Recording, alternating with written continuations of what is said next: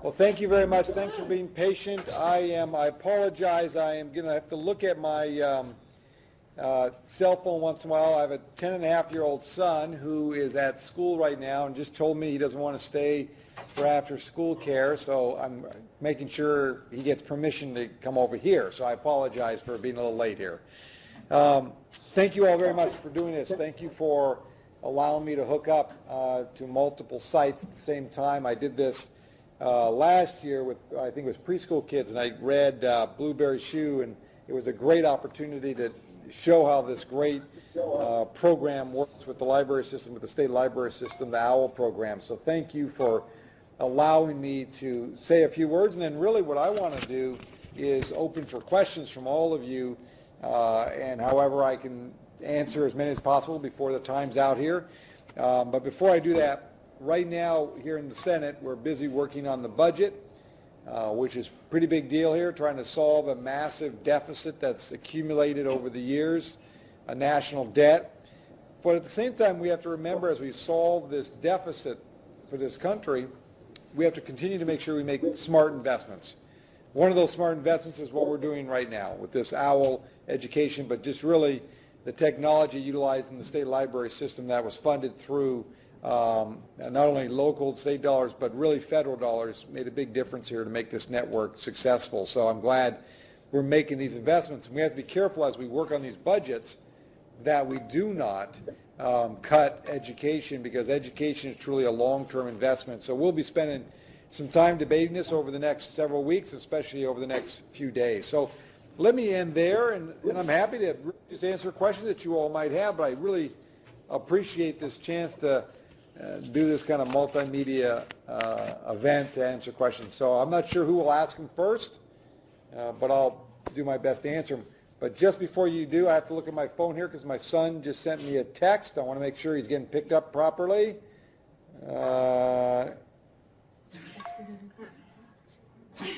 Okay, I got it. He just told me I'm supposed to send this text to the person. He sent me a note and he told me his spell check isn't working. I love it. This is why it's important to have great communication with your family. So in between this, I'll have to send a text at a certain moment. Please, first question.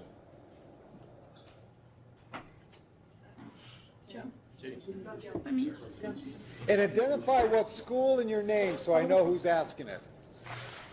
Hello? Yes, perfect. Okay. My name is Joe Weimiller, and I'm from Craig High School. And our class is wondering about, we have heard news that the federal budget is considering sequestering the budget. The federal government is considering sequestering the budget. And instead of cutting each department like equally, why wouldn't we cut them individually and consider each department separate from the others? Great question. I agree with you. The way this law was set up a year and a half ago, it requires a cross-the-board cut. The reason they did that was they thought that would be a big enough threat, because it doesn't make sense, the big enough threat to actually come back and do a different budget. The reality is we're going to hit sequester on Friday. These cuts will go across the board. It's the worst way to manage a budget. I totally agree with you on this, but there's not enough votes to change this to become more rational. Tomorrow, Thursday, we'll have two versions up. The majority has put forward a version almost a week ago on what we think is the right approach, which is an equal amount of cuts, but also revenue on the other side. So it's a balanced approach with a fair approach to how we cut. So there's not across the board. It's more surgical based on what's not working or inefficient. We just heard from the minority. They're about to put forward their proposal, which we haven't seen. We'll only have now a few hours to look at it, which is ridiculous. But to be frank with you, I agree 100%. There should be more flexibility. That's what we're going to try to offer. But at this point, we don't think we have the votes to make it pass yet. All right. And then what effects do you think might come out of the sequester if it is going to happen? It will have an impact across Alaska, from everything from education to healthcare to the Forest Service to transportation to the military. It will vary depending on the type of department it is, and at the same time, we know it's going to have impact, but it might be a slow impact. What I mean by that is, let's assume for a moment the education department's getting cut nationally. By the time that trickles down to local governments, you might not see it right away. It might take several weeks or a month to see that cut, and then it might take several months to implement it. So, but every department's going to take a hit. There's no question about it under this sequester. The challenge we have is we have to cut the budget. And no one wants to cut the budget because they get people mad. Well, they're going to get more people mad if we have to close down the government. So we got to trim the budget, raise some revenue, create a balanced approach, and solve this problem. All of us kind of buckle up, take a little hit for the long-term benefit of getting this budget in line. So that's the approach we're taking, but we don't have enough votes yet to get down that path yet.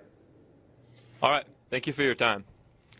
Thank you. While the next question's coming, I'm just going to send a quick note to my son's person who's picking him up, because I don't want to get in trouble because his mother's out of town, and I want to be on good behavior here. So give me 2 seconds. I got to send a note to Miss Barbara, my son's teacher, and say it's okay that Leslie's picking him up. So give me a second. You're seeing action, multitasking. Sorry about this.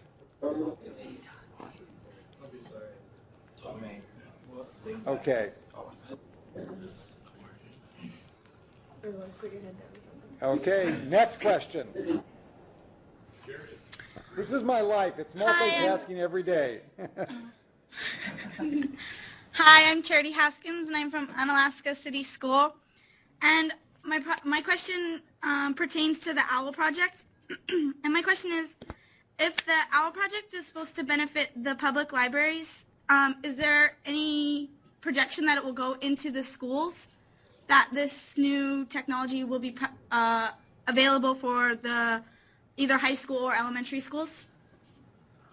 Well, first off, the funding was designed for the libraries, and we've been successful in moving federal funding there. Now, I will tell you, certain schools have implemented this in different school districts around the state in a very smaller way. What I mean by that is, when I was in Kodiak, I was in a classroom there that they were connected like this to other students in remote areas, where a teacher was teaching a class to multiple grade levels, and the other students couldn't see the other students unless the teacher wanted that to happen, so if they were doing different classwork or so forth.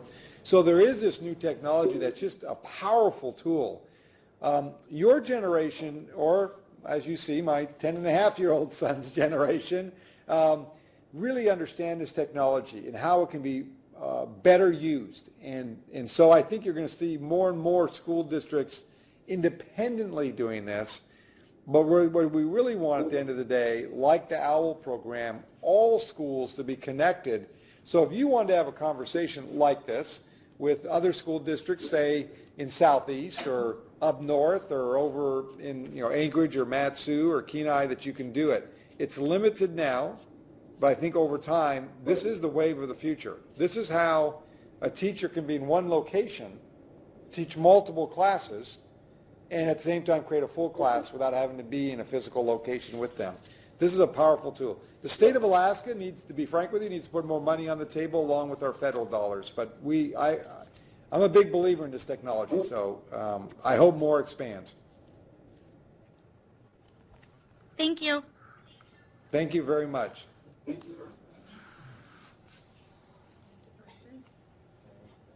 Next question.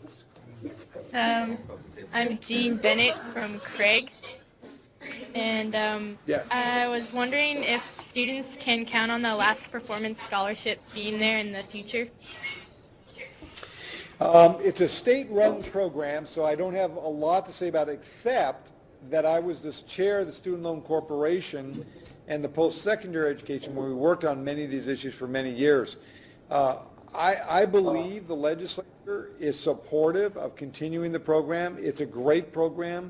It ensures that more students can go on to higher education and afford to do it, so I'm hopeful that they'll continue it. I'm a big fan of it and a big supporter of it. Thank you. Thank you.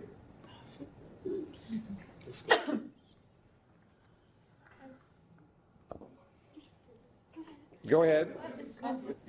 Hi, my name's Kevin from Unalaska, and my question is, will Alaska's economy change in the next few years, and how will that affect tuition and fees for college students? Clearly, the economy of Alaska is in pretty good shape compared to the rest of the country, but it's going to change dramatically.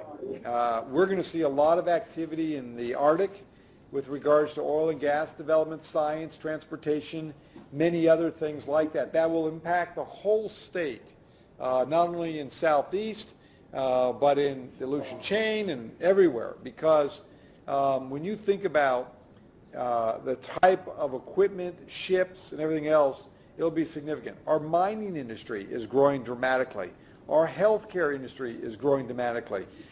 Why do I point out just first off just those three? Because the kind of pay that you can make in those jobs is pretty significant. A start pay job in the mining industry is about $80,000 a year. Not too bad.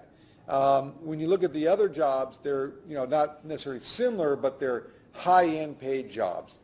Our fishing industry is growing considerably, and more of the ships that work in our industry that are down in Seattle for the winter or non-fishing season will start coming back to Alaska and be stationed. That means a lot of new entrepreneurs, small businesses to service those ships. So there's a lot of great opportunity. Now saying that means we got to educate a lot of folks. And the college system will have to sustain that capacity if we want people to work in the industries of Alaska. So I wish I could say tuition would not go up, but my bet is over time it will go up just because the cost of goods, inflation, utility costs, things that are there. But the goal is to hold down the costs, keep them as low as possible so Alaskans can get great education at an affordable rate. And I think with the wealth of our state, we should be able to achieve this. Thank you. Thank you.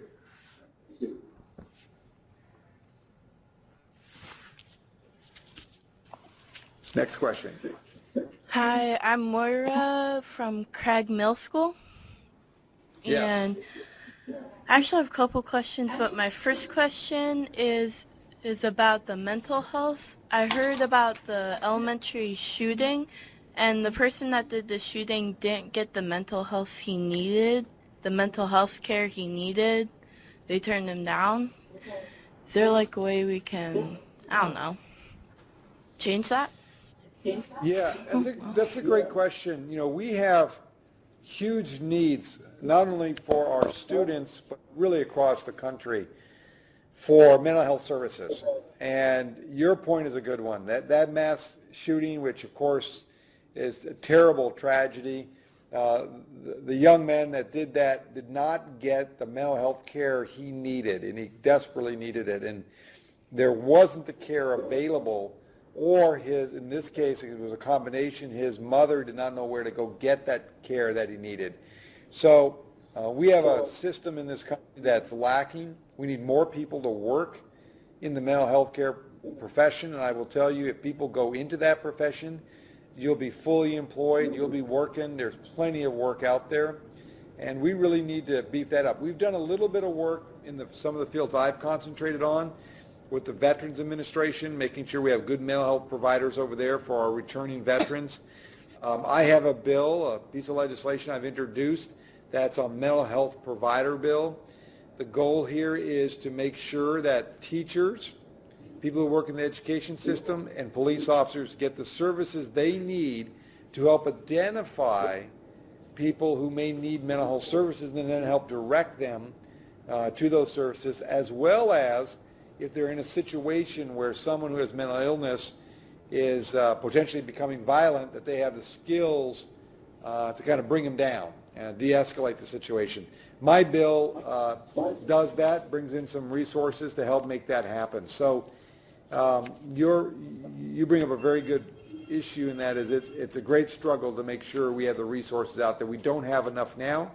I have a piece of legislation we're doing today or tomorrow. I'll introduce another piece of legislation that I'm co-sponsoring with a Republican senator on going after these issues of mental health services. So we need a lot more here. So I wish we could say that everyone can get those services today, but that's not the case. And so we're working on that here, but it also is a partnership with the state of Alaska that's also putting some resources on the table. Thank you. Thank you. I have a question. This is Jean from Craig again. Yes. I was going to ask, how do you feel about Alaska's drug and alcohol abuse rates, and how can we be proactive in preventing our high rates of usage? Well, I think by your question you know the answer, and that is they're too high.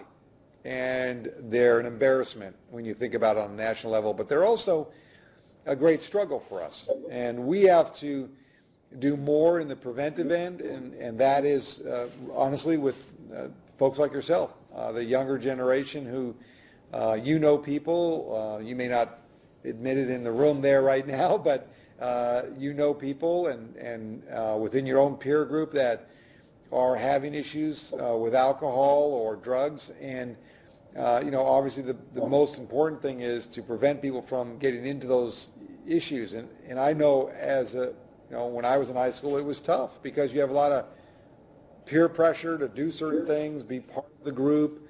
But really, as an individual, you have to be willing to kind of stand up and say you're not going to get engaged in that, but also create different alternatives. Here's an example. This is more extreme, but it's what I did when I was 16 years old and in high school. In Anchorage, for those that have been to Anchorage, there's two streets in the kind of midtown area called Northern Lights and Benson Boulevard. And what we would do on Friday night is we'd drive around that area, or we'd park and meet friends and do all kinds of bad things, more than likely. And so what I did was I got together with a group of my friends, and as well as some adults, and I opened up a business. And it was the first teenage nightclub, non-alcoholic nightclub in Anchorage. The reason I did that was I wanted a different environment that I could enjoy, have a great time, meet people from other kids from other parts of the city, and be frank with you. As a 16-year-old boy, it was a great place to meet girls too. So it was not a bad deal. Sorry to interrupt. Is there funding for that sort of thing? If you know what I somebody did? here wanted to?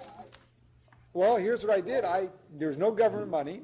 I raised the money. I put together a partnership, a business. I did a business plan.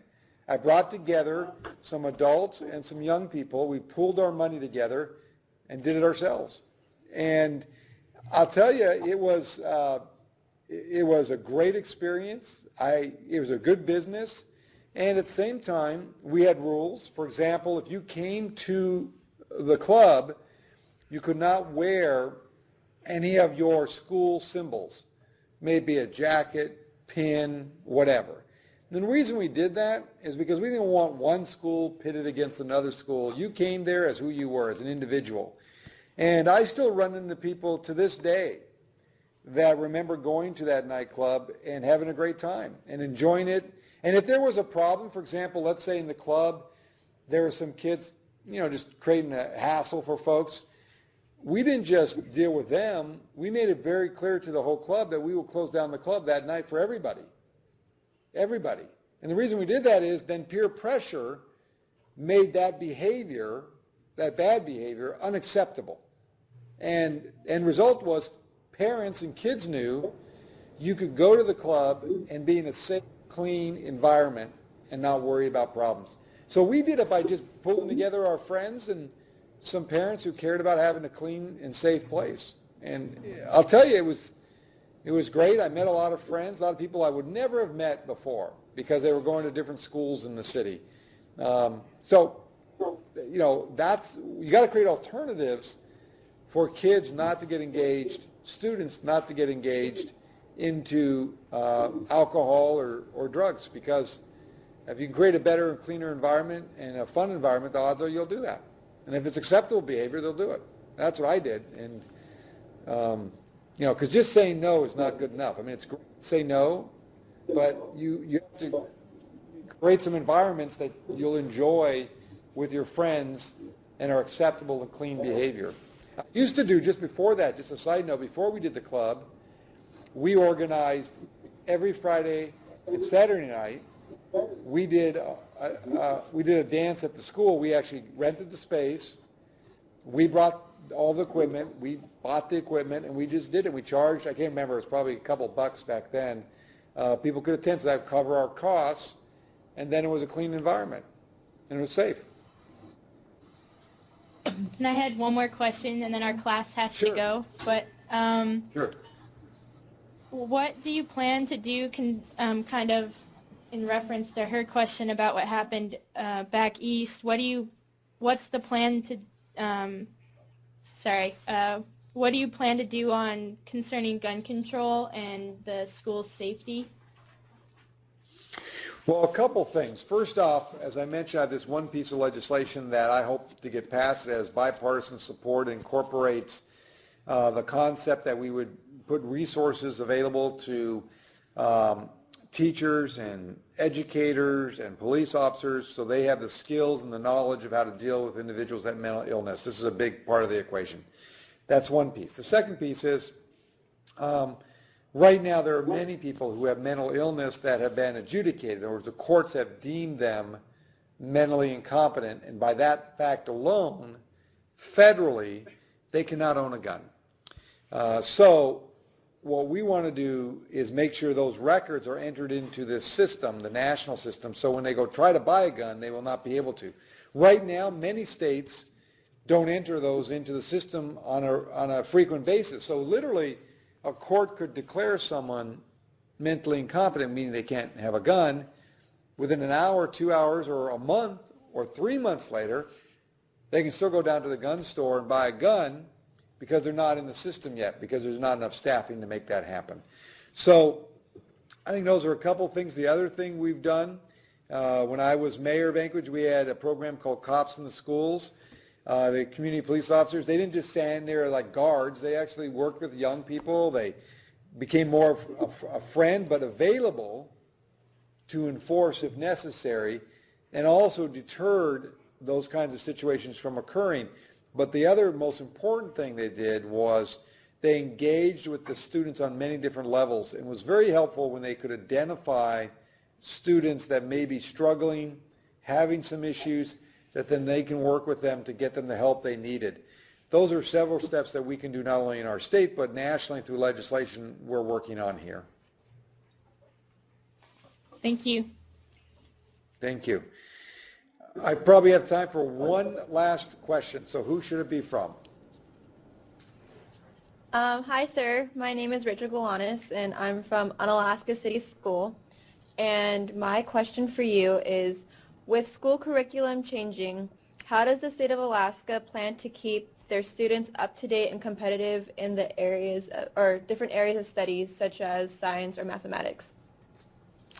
I have a piece of legislation, and we're going to put some more on the table next Monday on STEM education: science, technology, engineering, math.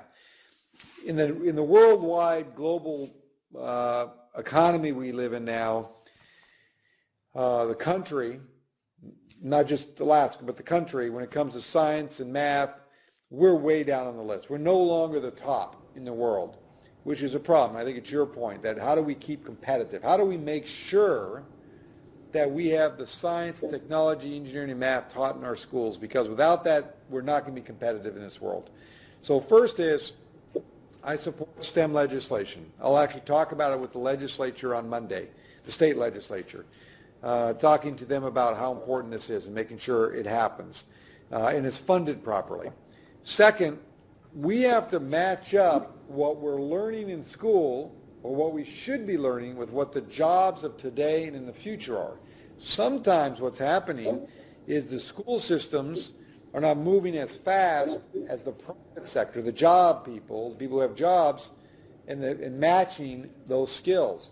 So part of what we have to do, and we have another piece of legislation that brings the business community in, working with the schools to create the future job capacity. What do I mean by that? For example, in the next 10 years, the top two areas of jobs in Alaska that are needed are healthcare and the area of mining industry. Now, some might say, well, what does mining have to do with, it's just driving a truck or picking an axe? No, there's a lot of science, a lot of technology, a lot of math engaged in that. So we need people in those fields now. When you think of healthcare, well, that's a variety of scientists that are engaged in that.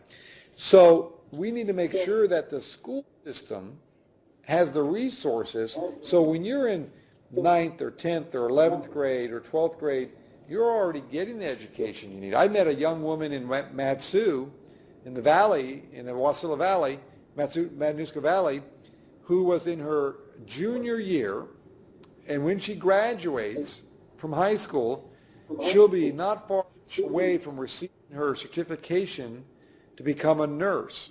She'll need another year, I believe, in college, and then she'll be it, because she's taking dual classes in high school and the college to get that career. That is fantastic. I wish when I went to school we had that capacity. We weren't allowed to do that. You had to go to high school first, and then you would move on to higher education. This is where I think the state has great opportunity to mix these together, so as you're learning in high school, you can also start getting these additional degrees or skills. In Juneau, they have a college program around to learn mining technology. But they're teaching high school kids. At the same time, they're getting college credit. So when they come out of high school, they're already ready to work in the workforce and continue their education if they so desire. That's how we got to do it in order to meet the needs of the future. And so I'm a big believer in STEM, science, technology, engineering, and math. This is an unbelievable opportunity for us. And we, you know it better. We got smart students. We just got to get them the curriculum they need, help the teachers get the staff they need, put it together, and we will be once again the top of the world when it comes to these areas. I really believe it. I hate to do this, but my time. Thank you very much. I apologize. My time has expired. They got me on a pretty busy schedule here, and as you saw, I have a 10-and-a-half-year-old son somewhere between school and here that I got to figure out where he's at so I can make sure to be a responsible parent. So thank you all very much. Thanks for letting me join you this afternoon, or in your case this morning, kind of late morning. Appreciate it, and have a great day. Thank you. Thank you. Thank you. You too.